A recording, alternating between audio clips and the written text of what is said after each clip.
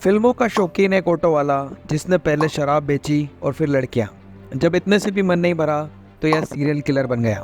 नमस्कार दोस्तों, मैं हूं हरिओम और आप देख रहे हैं मर्डर एंड मिस्ट्री। आज की कहानी जो मैं आपको सुनाऊंगा उसके बारे में शायद ही आपने कभी सुना होगा। मित्रों, आज की कहानी है गौरी शंकर की। वही गौरी शंकर जो बाद में ऑटो शंकर के नाम से प्रसिद्ध हुआ और उसने ना जाने कितने कत्ल कितने बलात्कार किए, जिसके जिम्मेदार आम नागरिक से लेकर पुलिस और पॉलिटिशियन भी हैं। इसके कुकृत्यों में अनेक लोग शामिल हैं, लेकिन किसी ने इसके खिलाफ आवाज़ नहीं उठाई। आज हम आपको सुनाने जा रहे हैं मद्रास के ऐसे शख्स की कहानी जो रात में ऑटो से आता और सरेआम किसी भी लड़की को उठा लेता और दूसरे दिन मिलती तो उस लड़की की लाश।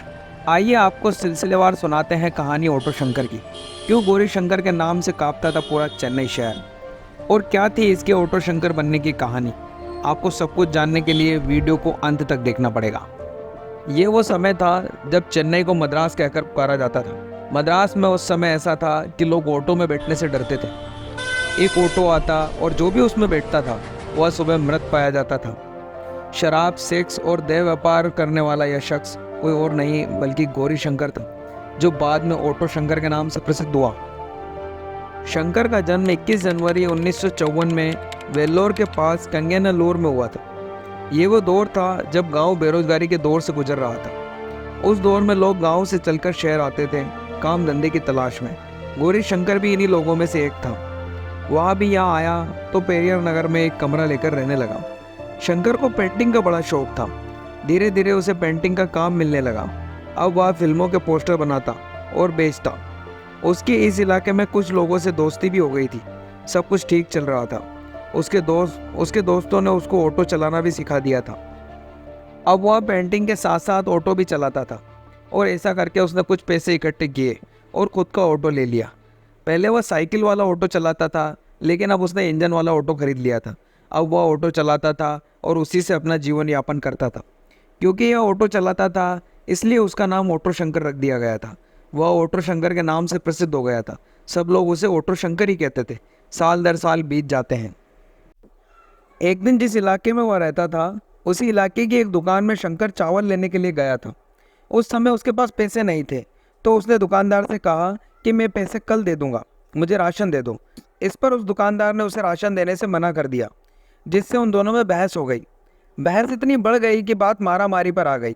इन दोनों में मारपीट शुरू हुई। वहीं के कुछ रहने वाले लोगों ने यह लड़ाई शांत कराई, लेकिन जो दुकानदार था उसने शंकर की रिपोर्ट लिखवा दी थी, और एक पुलिस वाला इसी रिपोर्ट के चलते शंकर को परेशान करने लगा, उसे तंग करने लगा। शंकर इस बात से परेशान होकर एक दिन दुकानदार को डंडा लेकर मारने के लिए आ जाता है और दुकानदार को पीट देता है, जिससे वह दुकानदार डर जाता है। लेकिन उसमें इतनी हिम्मत नहीं थी कि वह शंकर के खिलाफ जाए। फिर क्या था, इस लड़ाई के बाद शंकर सोचने लगा कि अब मैं इलाके का शेर हूँ, क्योंकि उसकी हिम्मत इतनी बढ़ गई थी उस दुकानदार को मारने के बाद। तभी मद्रास की सरकार एक ऐलान करती है शराबबंदी का। मद्रास में पूर्ण तरीके से शराब बंद कर दी जाती है। यह खबर पूरे मद्रास में फैल जाती है। लोग अब डरने लगे थे, क्योंकि सरकार ने सख्त आदेश दिए थे, अगर कोई भी शराब बेचते पकड़ा गया तो उसे कड़ी से कड़ी सजा दी जाएगी। शराब बेचना तो क्या, पीना भी जुर्म हो गया था। कहते हैं ना, चाह है तो राह है। कानून बनते ही टूटने के लिए है। यह वह समय था जब मद्रास जैसा शहर भी पिछड़ा हुआ था। वहीं एक इलाका है त्रिवेणमयूर, जो आज एक घना इलाका है, मतलब पोश इलाका है। यह इलाका उस समय बहुत ही सुनसान इलाका होता था। त्रिवेणमयूर से तो महाबलीपुरम बहुत शांत इलाका था। यहाँ पुलिस भी बहुत कम गश्त देती थी। तो इन लोगों ने यह इलाका शराब सप्लाई के लिए चुना। इसी बीच शंकर ऐसे लोगों के संपर्क में आता है जो शराब की तस्करी करते हैं और शंकर के ऑटो में शराब सप्लाई करते हैं। शंकर को वो लोग लालच देते हैं। शंकर भी उनके बहकावों में आ जाता है। उसे भी बड़ा आदमी बनना था। शराब बंद होने की वजह से शराब और महंगी हो गई थी। एक आधा साल बीत जाता है। शंकर ऑटो में शराब रखकर इधर उधर सप्लाई करता है। क्योंकि ऑटो पैसेंजर होने की वजह से पुलिस भी ज़्यादा चेक नहीं करती है। सवारी ऑटो में बैठी रहती है और ऑटो इधर उधर भागता रहता है। ये सब ज़्यादा साल तक नहीं चलता है। कुछ समय बाद शंकर को लगा कि इसमें बहुत रिस्क है, तो उसने सोचा कुछ और बड़ा करना चाहिए। ऐसा वह कब तक करेगा। इसी बीच एक महिला जिसका नाम जगदीश्वरी होता है, वह उससे शादी कर लेता है और उसके 4 बच्चे होते हैं। शंकर ने शराब सप्लाई से पैसे कमा लिए थे, तो वह डांस बार जाने लगता है। वहाँ पर नाचती हुई महिलाओं को देखकर उसके दिमाग में एक आइडिया और आता है। वह आइडिया होता है वेश्यावृत्ति का। अब शंकर ने वेश्यावृत्ति कराने का इरादा कर लिया था और वह अपनी वाइफ से यही करवाता था। अपने यहाँ सुंदर सुंदर लड़कियाँ रखता और उनसे देह व्यापार करवाता था। दूर दराज अनेक लड़कियां जो गरीब परिवार से थी या ऐसे माँ बाप जो अपनी बेटी को पाल पोस नहीं सकते थे, उनको ये झांसा देकर लेकर आता और उनसे वेश्यावृत्ति का धंधा करवाता था। उसका देह व्यापार का धंधा बहुत अच्छा चलने लगा। वह धीरे धीरे इलाके में पहचाने जाने लगा और अब बड़े बड़े नेता भी उसके यहाँ से लड़कियाँ मंगवाते थे। बोलते हैं कि हमको भी कोई लड़की चाहिए, हमें भी लड़की भेजो। अब शंकर नेताओं से लेकर बड़े बड़े अधिकारियों तक को लड़कियाँ सप्लाई करने लगा। शंकर को डांस बार जाकर डांस देखना बहुत अच्छा लगता था। वह नाचती हुई लड़कियों को देखकर उन पर पैसे लुटाता था। वहीं पर एक लड़की नाचती थी जिससे शंकर को लगाव हो जाता है। वह दिलो दिल उससे मोहब्बत करने लगता है। तभी अचानक एक दिन उसको पता चलता है कि वह लड़की किसी के साथ भाग गई है। तब शंकर अपने आदमियों से कहता है कि मुझे वह लड़की और वह जिसके साथ भागी है वो दोनों चाहिए। और एक दिन उसके आदमियों को लड़की और उसका दोस्त मिल जाते हैं। तब शंकर कहता है कि उन दोनों को पकड़कर मेरे इलाके में लेकर आओ। शंकर के आदमी उस लड़के और उस लड़की को शंकर के पास लेकर आते हैं। शंकर उस लड़की को देखकर इतना आग बबूला हो जाता है कि उसको तब तक मारता है जब तक उसकी जान नहीं निकल जाती, और उस लड़के को भी इतना मारता है। फिर पास में रखे केरोसिन के डब्बे से केरोसिन उस लड़के पर डालकर उसको आग लगा देता है। दोस्तों, सोच कर देखो कैसा मंजर होगा, कैसा बेरहम इंसान होगा ये जिसने 2 लोगों को जान ले ली। जिस लड़की को इसने मारा था उस लड़की को यह दीवार में चुनवा देता है। यह ऐसा इसलिए करता है कि यह फिल्मों का बहुत बड़ा शौकीन था। इसने मुगले आज़म फिल्म कई बार देखी थी। जिस तरह अनारकली को दफनाया था ठीक उसी तरह उसने उस लड़की को भी दफना दिया था। फ़र्क बस इतना था कि अनारकली को जिंदा दफनाया था और उस लड़की को मुर्दा। और जिस लड़के को यह आग लगा देता है उस लड़के को उठाकर समुद्र के बीच फेंकाता है ताकि किसी को इसकी लाश न मिले।